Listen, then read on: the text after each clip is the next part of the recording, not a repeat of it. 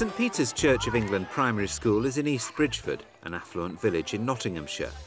In 2000, St Peter's decided to opt out of the County Council's school catering scheme and instead provide their own meals using locally produced and organic food. Since then, St Peter's has become a trailblazer for healthy school meals. This programme looks at St Peter's recipe for success and explores how the head teacher and catering manager have made healthy diet and fitness central components of the school's overall approach. We're a take-care school.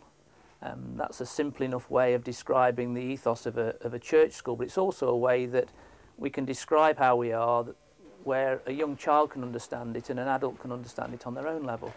And that's basically we take care of ourselves, we take care of each other, we take care of the world and try to do something about that. The school aims to place physical, social and health education at the heart of school life. We see learning in a growing sense in its broadest focus, which involves all those other things as well we try to give children, both in but also outside of the classroom, to help them grow and become confident and feel valued in as many different ways as possible. And that includes food. The school's decision to provide school meals independently of the council's caterers is based on a desire to provide much healthier meals and to develop a real knowledge about food amongst the pupils. The food that my kids were eating at that time were processed, very, very processed food, chicken in any shape you wanted, fish exactly the same. So nothing that resembled fish, nothing that resembled chicken. It's Jeanette Orry's passion and determination to achieve healthier meals which has been the driving force behind the transformation of school dinners at St Peter's. I wanted to teach the children that chicken is not a dinosaur. And the same with the vegetables. You know, vegetables could be fresh, they could be nice. I knew I had the kind of cook who was up for the challenge. Yeah, and that's very important. If you're ever thinking about doing this yourself, it's got to be head teacher and cook, both wanting it from their own perspectives. The combination of David's leadership and Jeanette's skill in the kitchen has now been recognised on the national stage.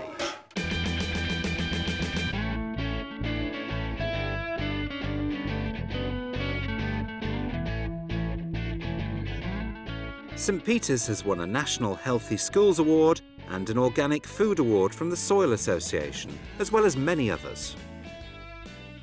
When we opted out, all I wanted to do was to feed the children better. I couldn't tell you where the children's meat came from. So you'd look on the packet and it was probably from 11 different cows from 12 different countries. You know, do we want to do that? No, I didn't. So I literally got in the car, went to the producer and said, please tell me where your meat comes from, how local is it? And I went from farm to see if they would be interested. Jeanette's been able to negotiate good deals on prices with suppliers because she can guarantee demand for 38 weeks of the year. Wherever possible, the produce is also organic. When it's organic, it's been specifically reared. It hasn't been pumped full of antibiotics.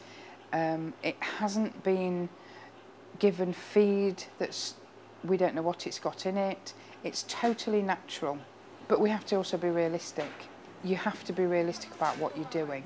You can't just turn around and say, no, no, I'm going to go totally organic, or yes, I'm going to go totally local. We have to combine all three because we're on a budget, a very, very tight budget. School dinners at St Peter's are not subsidised, but at £1.75 a head, they work out at only 10p more than those provided by the local authority. The uptake of school meals amongst the 210 pupils is 80%, and it's risen since Jeanette's Healthy Dinners initiative.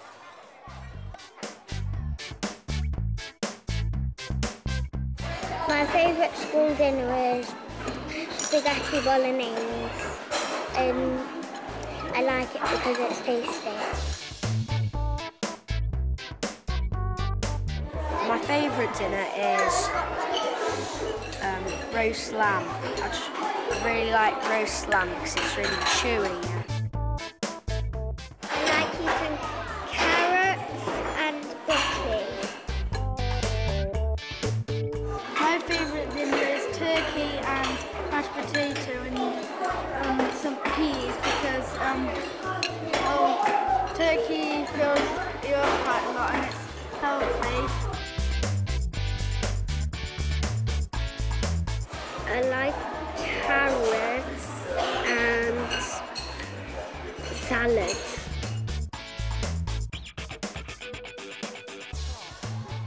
The school's mission to transform the way food is valued and enjoyed even extends to the way that it's served. When they sit down at dinner time, there's a tablecloth, they sit down to with knives and forks, with plates, with dishes. They get to learn an appreciation of good food, of social education. Local senior citizens are also invited to lunch at the school once a week, reinforcing the broader social aspects of eating. This is seen as part of the children's citizenship education. I believe that food and education are very, very strongly linked. If we give the children a good lunch, hopefully they're going to concentrate better in the afternoon, but they also get an appreciation about good food. Spaghetti bolognese or macaroni cheese? They'll learn better because they're concentrating, because their tummies are full. So therefore they can sit in an afternoon, they're not hungry, and because they haven't had the crisps, the chips, the Coke, the E-numbers, they're not climbing the walls either. So they're very steady, and that is really important. The main ingredients for having a successful school meal service, in my opinion, a good head teacher, a good cook, and good kitchen staff. But the emphasis on healthy eating doesn't end in the dining hall. It's on the curriculum and begins with the early years children when they first start attending school. Who had vegetables at dinner time today? Hands up. You remember? Cucumber. Cucumber, you You could. can have sweet corn. And you could have sweet corn as well. Hands up if you can tell me what these are. Oliver.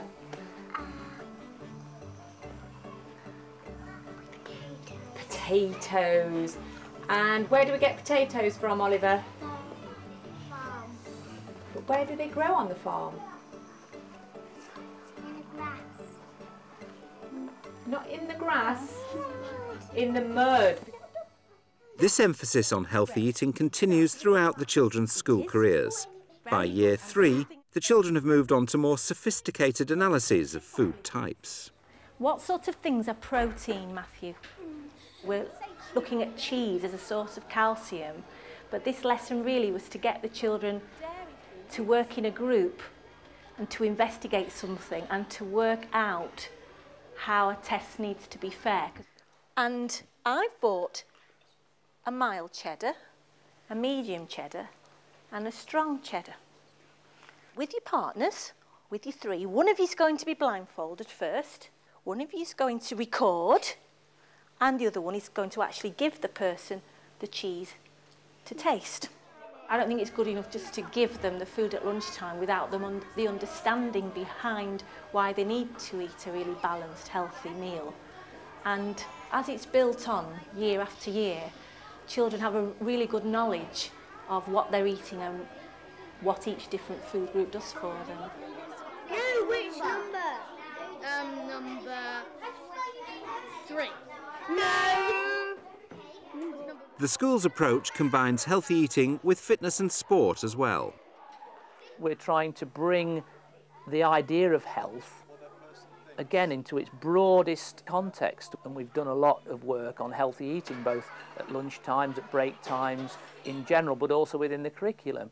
Then we said, well, let's broaden health out again, and let's bring PE and sport under the banner of health. Eat well, look after yourself, look after each other, but also exercise well, because all those things together will give you the kind of life you deserve and need. Right, on your feet then, let's go. This is SAQ and it stands for Speed, Agility and Quickness. We combine that with a body awareness and conditioning circuit, which is what we're doing at the moment. That basically includes more balance work with the fit balls, the exercise balls, stability discs, or a lot about balance, because balance really is the key to it's the foundation for every movement. A lot of children get left out in team sports, hockey, netball, football. They don't tend to excel. You can see the progression a lot more within this kind of circuit-based activity rather than a team sport. What we're going to do, we need to warm up first. When we warm up, remember, style and skill. I'm a great believer that children should have the opportunity to participate and enjoy sporting activities.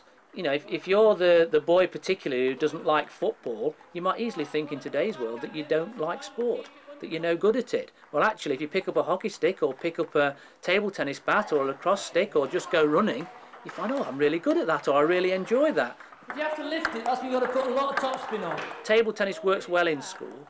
You can put it up almost anywhere there's a space. Style. Well played. I offer table tennis on a Thursday night to year 4, 5 and 6, around about 90 children, and as many as 50 of them express an interest. Well, perhaps I just need a little touch, James. Introducing unusual sports such as lacrosse and bringing in outside instructors to teach them has also proved effective in getting more children to join in.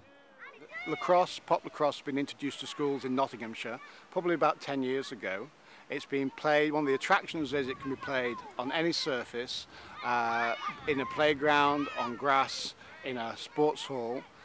Usually the competition is played between squads of 8 aside, with 5 on the pitch at any one time. But the attraction, the children love it because the game has not actually, a lot of them don't know the game before they're introduced to it at school.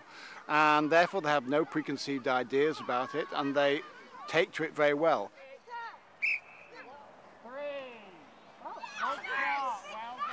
Very good.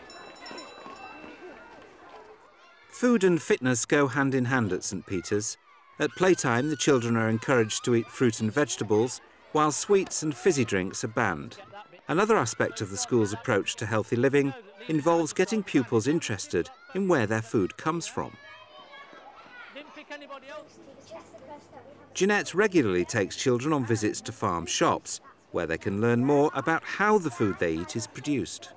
So what we're going to do is we're going to just take you around the shop, going to see all local cheeses, all the meat, you will look at the veg and we'll look at the milk. I wanted to get the children to understand about food, to educate them about food, about the surrounding areas that they live in. Crockwell Bishop is only just up the road, isn't it? So that's really, really local. So local because your local economy does count. Where you live does count. Is it heavy? Who's going to come round and get this off me? It's really heavy. Yeah? You got it? Hopefully next year I want to get you out onto that farm to see where it's all grown. Well, that's beetroot, that's a marrow. Got no additives, no e-numbers, no nothing. All good quality meat. The children at East Bridgeford, it's been a resounding success. They value the food, they know where their food is coming from, they're very well educated within food, it's worked. Can anyone else tell me why school dinners are good? Oh yeah. Okay, you first. Because Mrs. Horry makes them for us.